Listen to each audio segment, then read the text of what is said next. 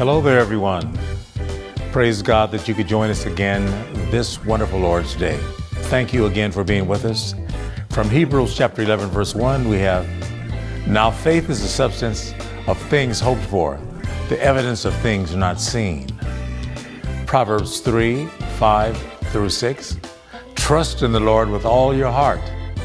Do not depend on your own understanding. Seek His will in all you do, and He will show you which path to take. And finally, 2 Corinthians chapter 5, verse 7. For we walk by faith, not by sight.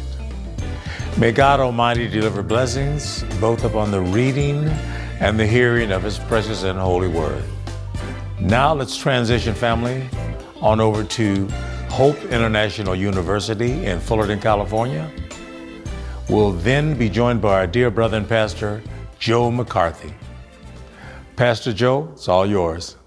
Thanks so much for tuning in. I'm happy to be here with my friend John Comfort. You may have remembered meeting him before Christmas when we were digging in on some of the Advent issues there. John, what's going on, my friend? Oh, not too much. Just making our way through an interesting 2022, obviously, and holding it all together. Yeah, day by day, inch by inch. My grandfather, who always had these pithy sayings, he told me once, inch by inch, it's a cinch. Yard by yard, it gets pretty hard. Just the other day, I was exiting my house. It was in the morning, trying to get my girls off to school on time, little bit of a rush going. I raced out my front door and realized that I hadn't said goodbye to my other daughter. So I raced back in, and she was just in the hallway. So I gave her a kiss goodbye. But as I turned around, what I didn't know is that the front door was closing ever so slowly behind me. So full speed ahead, I wheel around to go racing back out the door. And sure enough, boom, I catch the edge of the door right on my nose. And all of a sudden, the blood just starts flowing, and I've got stars in my eyes. And I'm like, holy cow, what just happened? Because I did not see it coming at all. And you could see my daughter, her friend, wife, they're all like, what do we do now? Right? My wife's like, call 911, get the tourniquets, we got to do, just full on triage mode. And I'm like, I'll be all right. I can still walk, just calm down, right? Oh. So I grab the baby wipes. My girls are now 13 and 15, but baby wipes are our savior for almost everything. Oh, that's right. Yeah, they're everywhere. Grab the baby wipes and pat it on my nose. My wife said, do I need to take the other daughter to school? I said, we both have to take a daughter to school, so it doesn't really matter which car I drive, right? So I get in the car, holding it here the whole time, and my daughter's just shaking her head, laughing at me, because she says, Dad, this isn't the first time this has happened, right? I said, yeah, you really have to remind me. And she says, you remember the day before you started your job, this last job that you've got at Hope? Remember what happened? I go, yeah, I remember. She goes, remember, Dad, we're walking down the sidewalk. You're walking the dog. We're with you. You're texting, all the stuff at the same time. And bam, walk right into a stop sign. Oh, my gosh. Right in the forehead. And my girls are just laughing at me like, don't you know, Dad, it's not safe to walk and text at the same time. That is pretty classic. Yeah. So she said, my girl said, so what are you going to tell everybody when you get to work on that first day? I said, I'm not going to tell them anything. They don't need to know. I've seen jokesters all along who will fake that move, but you actually did it. Yeah. Well, I faked it many times too, just to get attention. But this time I had the scars to show, so my face is a mess, and people say, what happened to you? And I'm like, you should see the other guy, man. You should see the other guy. That's the only answer, really. I learned that from my dad. Right. It's a silly story, but it does kind of segue into what John and I want to talk about today. It does. And John and I were having this really interesting discussion. We always have really marvelous conversations, and we were digging deep into the nature of what does it mean to live this life both on the planet but in the spirit, right? Because the Bible talks about this in so many different ways that life isn't just the seen; it's also the unseen elements. And it bubbles up in a lot of conversations, not just in religious conversations. 2 Corinthians 4:18 says, so we fix our eyes not on what is seen, but on what is unseen, since what is seen is temporary, but what is unseen is eternal. Mm. And what just strikes you, John, just that verse alone, and in the context of the conversations that we've had about this walking in the world that we see, but also trying to walk in the world that is not so visible? How hard is it? How ununderstandable is it to put your faith in something that you can't even see? And people do wonder about that sometimes, but indeed we do often find ourselves relying on a peace that surpasses even understanding. Yeah. Yeah, and I think sometimes this walking by faith, not by sight, can seem, ethereal and like you can't grab it. It's too conceptual or whatever. But the truth is, we do this all the time in real life. We just don't recognize it, right? So gravity is something we can't see, but we have full faith that gravity is going to do what it needs to do every Right. time we take a step, right? We don't think we're going to float off of the earth or that somehow we're going to get stuck. We take one step, and because in order to move forward, you have to get off balance enough for your body to start to fall forward, and you catch it with the next foot, and then Yeah. the next foot. And this is really it's a fascinating concept to me, because oftentimes when we're aware of falling, we're afraid. But the Right. truth is, we're falling every time we take a walk. We're just Mhm. falling in little increments, one step at a time, and then we catch ourselves and we move forward, and that's how we make progress, right? Yeah. That's it's a great illustration, and very, very true. That's what among the things that babies are doing when they are learning to walk is, um, obviously balance and things like that, but it's also about learning to trust that and manage that, like learning to manage a series of falls. And it's like, wait, what? Yeah. You want me to what? But that desire for independence drives them forward, drove us forward, because we've all been there, obviously. Yeah. And it is it's good to dig into little, moments like that, because they are universal. Absolutely. And then, I love that idea of the toddler learning to walk, both for me, getting my spiritual and physical and emotional and intellectual muscles going to where I'm not as dependent as I once was. But of course, you take that to the nth degree, and then sometimes we want to be too dependent or too independent. I mean, so Right. let's say, as a dad, I have my kids, my daughters will grab onto my fingers when they're learning to walk, and they're holding on and they're taking their little steps, and they're holding on pretty tight because they don't want to fall. Right. But eventually they get pretty good at that, and then they loosen the grip, and then they're walking on their own, right? And how proud they are, and how proud I Right. am that they're taking those steps without me. And I can't help but think, well, the Bible's very clear that God's our heavenly Father, and the reasons for that just become more and more rich to me the older I get, now that I am a Yeah. father, etc. But I can't help but think that God too, when we first come to Him in the infancy of our faith, we're gripping on for dear life because we have no idea what does it mean to be a person of faith, right? So we're hanging on for dear life to our heavenly daddy. And he's like, this is great. I'm gonna teach you what it means to walk in the spirit, to walk by faith. And so then we get our bearings, and we kind of get a feel for that. And over time, if we keep trying, if we keep practicing, right, eventually we can let go. Some people do this better than others, and we're all on a different path. But I wonder if the heart of our heavenly Father says, that's good. This is what we want. I want you to be able to grow and to walk by faith without having to grip so hard to my finger all the time. Hmm. Oh, absolutely. The comparison of, our experience as, regular old earthly parents here versus what God is doing with us is applicable in so many ways, and there's verses that even talk about it of, as we mature in our faith and we advance from milk to meat, and God does want us to grow in our ability to navigate, um, this prickly world. Um, but at the same time, he does want us to remain dependent on him. As you mature and grow in this ability to walk, it's, you're growing in your own discipline, Yeah. things like that.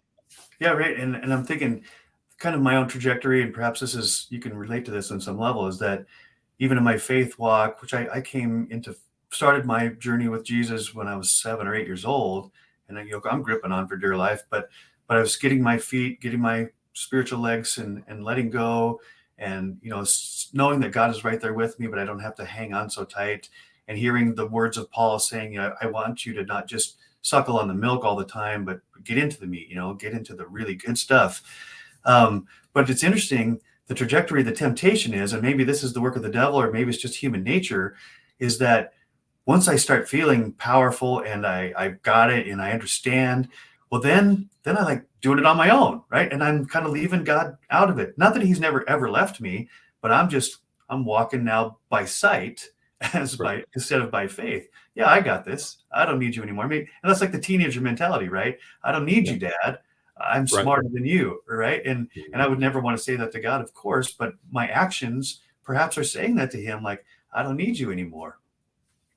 Oh yeah, I mean, that resonates with me just right now in this moment. Like, as we've tried to walk through with whatever endeavor, the things that we're trying to do in our own jobs and whatnot, as I've gone through this, the phrase I've used is, I know too when I've gotten a little too far out over my skis, is the phrase that I've used. But it might be that notion too of walking by my own sight, quote unquote.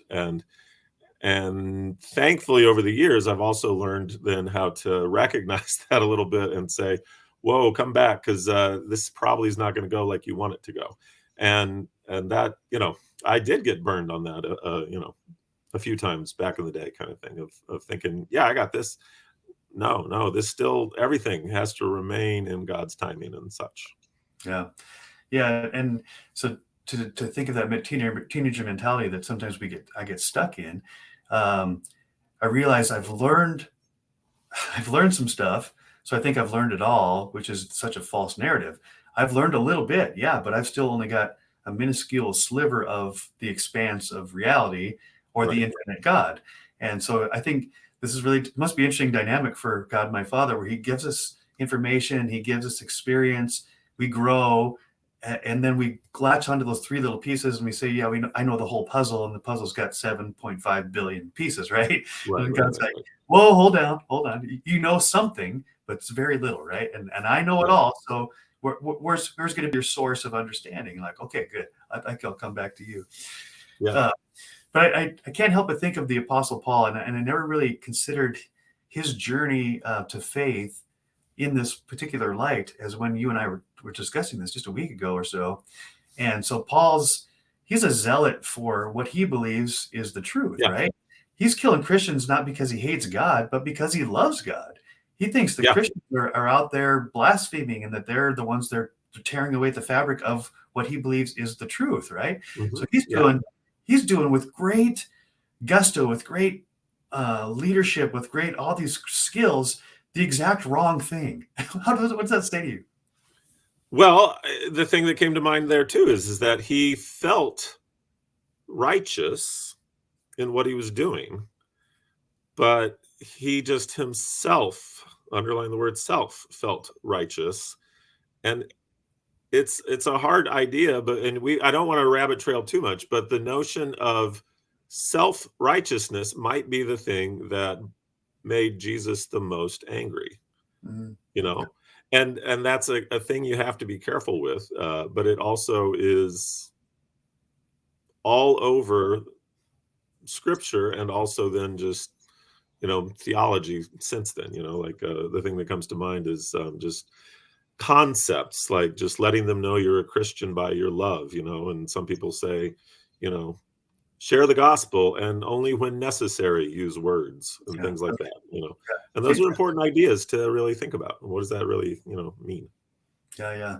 So in Acts chapter 9, it tells the story of Paul, he's killing Christians, right? And I always vilified Paul for that when I was little. I didn't realize he actually was thinking he was pleasing God. He was doing the thing, but he just had a very limited understanding of the truth.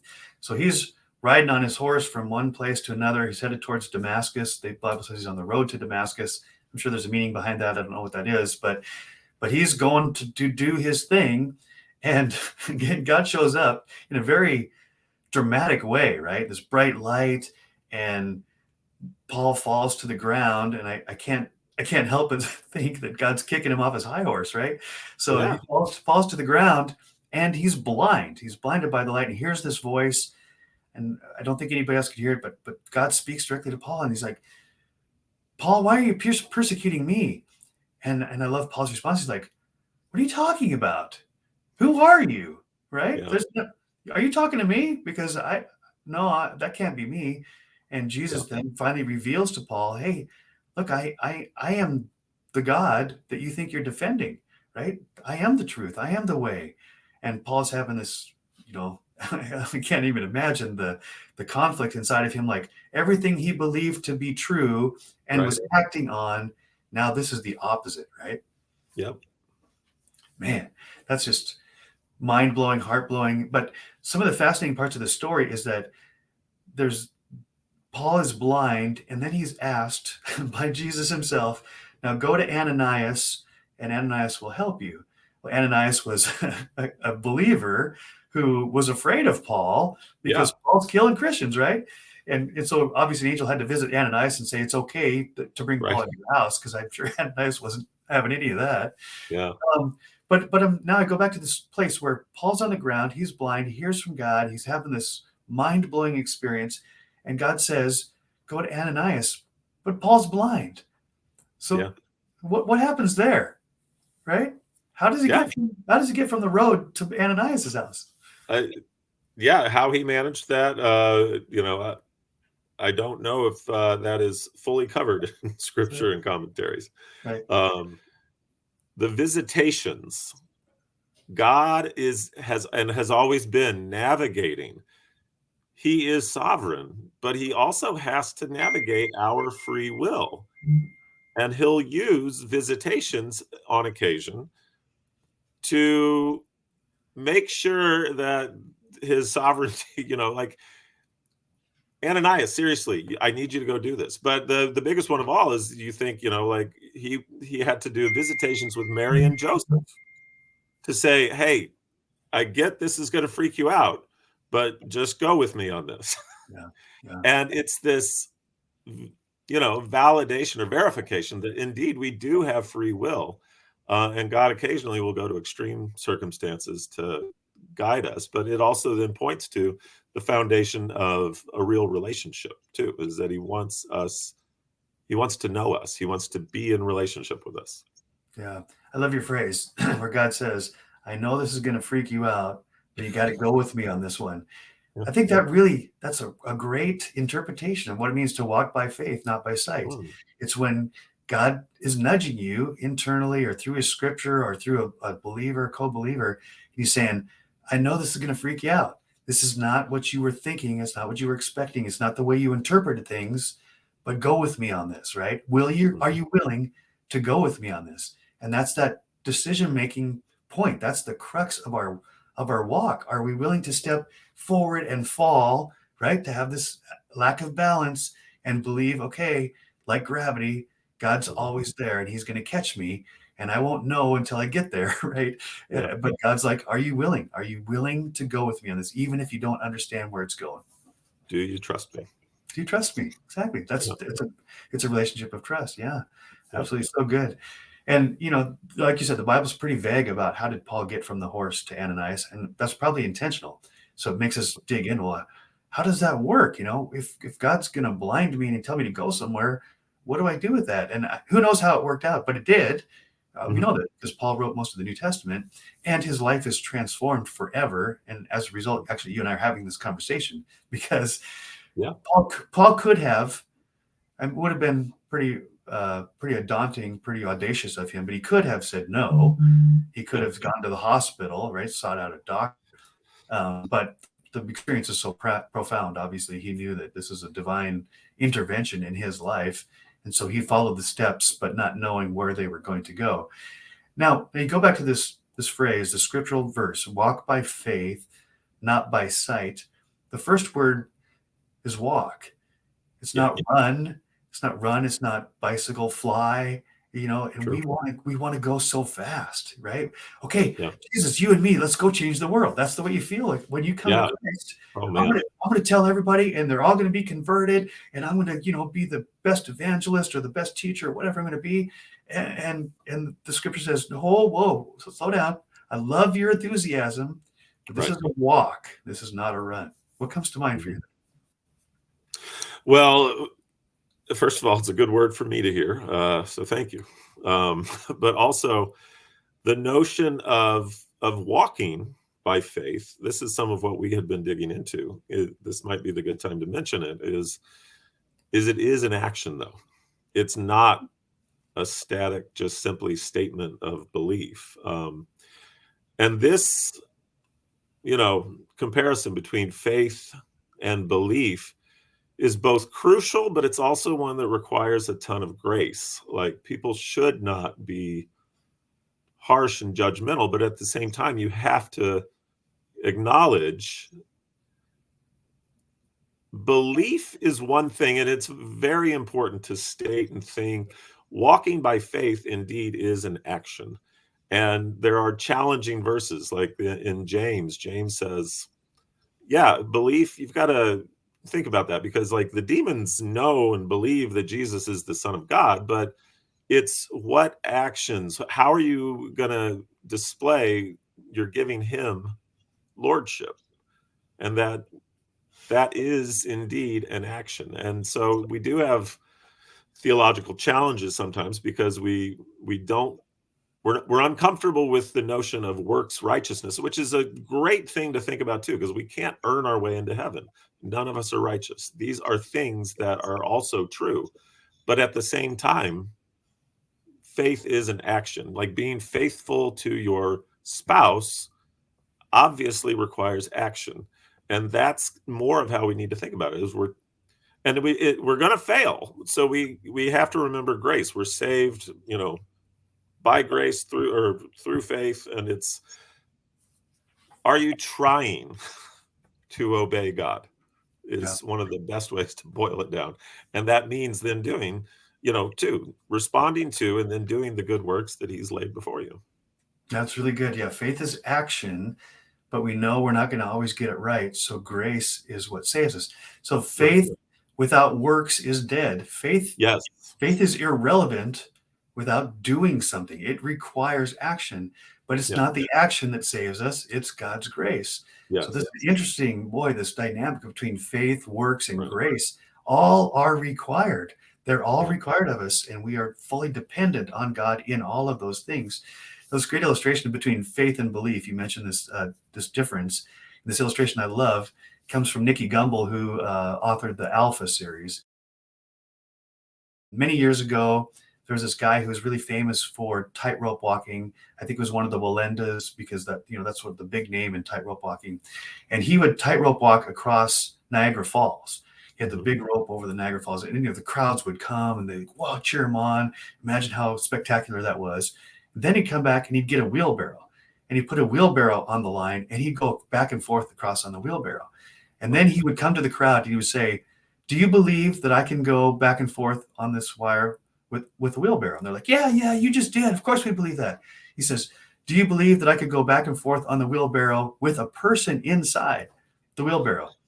And they're like, well, some of them were like, "Yeah, I think you could." And some were like, "I don't know, could he do that?" So he gets a volunteer and he wheels them back and forth across Niagara Falls in a wheelbarrow. And then he says, "So now do you believe I can do it?" They're like, "Yeah, we believe you can do it. Of course we saw it." And then he says, "Who's next?"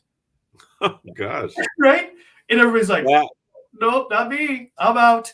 Well, that's a great illustration between belief. I believe you can do it. Of course. I've seen you do it. Yeah, of course you can. Okay, get in. Tapping out, right?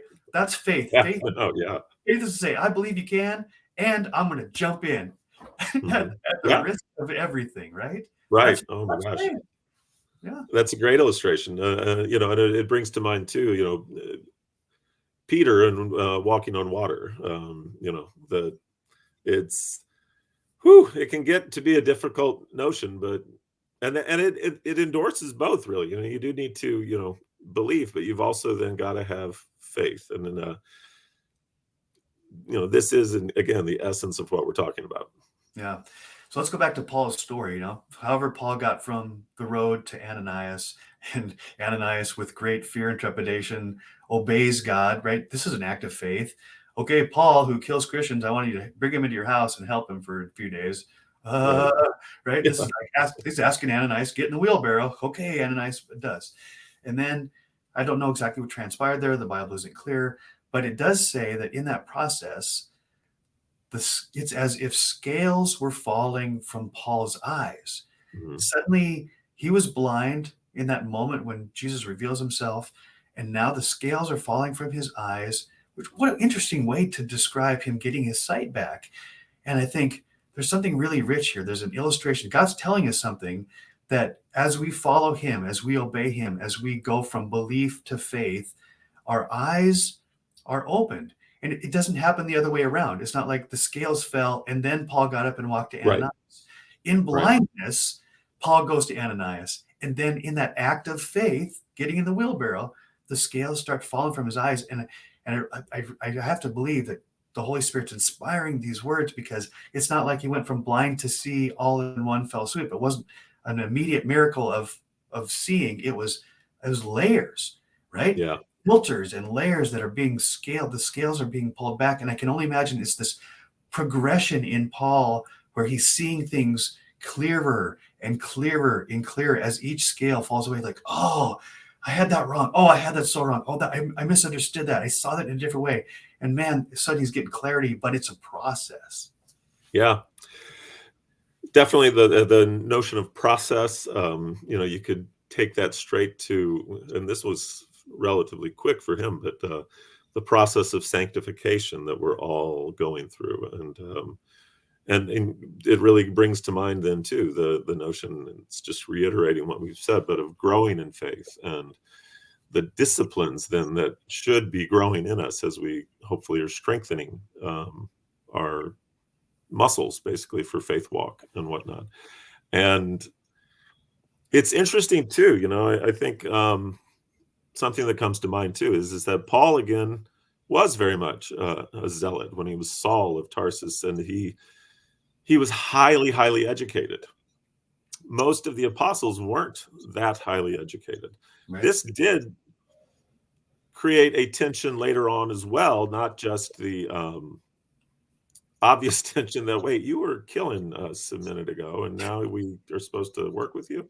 Right. But God did want to use all of the prep work he had done in Saul his whole life also, because it was this enormous task before them. And it's not to say that, Peter and John and Andrew weren't up to that, but that he needed Paul, though, also with whatever he had, or it was his will to take this message to all the world, basically, to go beyond just simply this Hebrew, Jewish, Israelite, community there, or however you want to refer to it, and to extend it even to the Gentiles. I'm like, oh my gosh, what are you talking about? And it blew their minds, Right. So it blew Paul's mind. He thought he knew everything, and it blew his mind, And Ananias, I'm sure, was like, wait, what? And it blew his mind. And then Peter and Andrew, John, all the rest are like, what? Yeah. And but that is another example in the macro of this walk by faith. And they're like, all right, God. Right. I love what you touched on too, is that sometimes I think I do, and I've heard friends, even you, talk about, I went to school and I got this certain degree and I did this certain job and I worked this certain way, and now I'm going a completely different direction. It has nothing to do with my degree. It has nothing to do with my experience. And I feel like, is all that just wasted, right? And the story of Paul, just when you were talking about it, reminds me that nothing is wasted in God's economy. God knew very well that Paul would learn all of these things. He just applied them wrong. And so God's like, record scratch, let's go the other direction, right? And he puts them the other way. And so even though the direction was completely different than Paul was going all along, none of that was wasted, right? Paul becomes the author of the New Testament and all these places and things that he does, as you said, the other disciples weren't prepared for. And that doesn't make one better or worse. That's just to say that God's got a plan for all of us. And whether we connect the dots or not, this is a matter of faith again. Are we willing to trust that none of that was wasted? That I changed my degree every semester I was in college because I had no idea what I want to be when I grew up. I don't really know now what I want to be when I grow up. But God's like, there's none of that's wasted. I don't like, oh, Joe, why in the world did you spend a semester studying that? There's no way I can use that. Really? Yeah. That's what I think. That's not what God thinks. And so God, I mean, there are times when God will handpick something out of my past that I thought was totally irrelevant and say, here's why. Now let's apply that. This is the moment, right? And that's that walk of you falling, you're not sure what it is, but you believe that God's going to catch you on that next right step. And I've used this illustration probably way too much, even in these sermons, but I've often felt like, God, if you just show me the destination, I'll race there. I'll go there as fast as I can. And God's like, right. Exactly. That's why I'm not showing you, right? It's not a race, Joe. It's not a run. You're not supposed to fly to the destination. You're supposed to take one step at a time. And sometimes the batteries in your flashlight are dim, but they'll show you just the next step. And when you take that step, then it'll show you the next one. That's that walk by faith, not by sight. Yeah, definitely. Let's ground this in people's lives. So we're talking to people, they're listening, and they're like, those are great concepts. What does that mean for me, right? How do I apply this? What do you think, John? What's an application? What can people take away from this that will help them in their own journey? When you are facing difficult decisions in your life and whatnot, I don't mean this in any kind of pat way either, but it is just simply the best thing to do is always do the right thing. And that's a hard thing to define sometimes, that includes then prayer, and it's trusting and trying to sense what you think God is telling you. Many people might not even understand that, but at the end of the day, it's got to be something that you feel was right and that you can sleep well with and things like that. There's a verse all the way back in Ecclesiastes, which is Solomon, thousands of years before Jesus was born even, and whatnot, but that the whole book is communicating how the accumulation of stuff, simple actually is better. Trying to obey God is better. Sleeping well is better. That as you accumulate stuff, I think Jay-Z said, more money, more problems. It's not necessarily what you want is to pursue, wealth or status or glory, because it ultimately won't fulfill you. That doesn't mean that God won't lead you on a path that will be successful. You could build a business and pay other people and, have a family that you're feeding them and all those things. And God knows you need those things, and he may have a role for you in that. But it needs to be then that your eyes are on those just few steps in front of you, walking by faith and trying to do the right thing, which is trying to do the righteous thing. Yeah. Yeah. So the last part of that phrase, walk by faith, not by sight, I can't help but think of the song, unless my eyes deceive me, there's something going wrong around here. It's almost like a radar. Faith is a radar that says your eyes are telling you one thing, but there's something else going on. Right. And so it's, I think it's my prayer for myself, for you, John, for those that tune in, that God will tune my ears to be so acute that even when my eyes deceive me, I'll have that sense that something's going wrong around here, right? And so I'm not going to trust that what I see is the whole picture, and pray, God, speak to me through my ears, through my heart, through my mind. And if I'm on a path that's not the one you want for me, it's not helpful, it's not productive, whatever it is, God, even though I'm doing it with great intention and sincerity, then stop me in my tracks, because I realize I've got these filters, I've got these scales on my eyes, and little by little they're being peeled away, and I'm learning to walk, right? And when I fall, like a good parent, you don't say, oh, that's it, you're done, can't walk anymore, why did I even give you a try? But you pick me up, dust me off, make sure I'm okay, and then say, let's go again, right? That's grace. That's that grace period.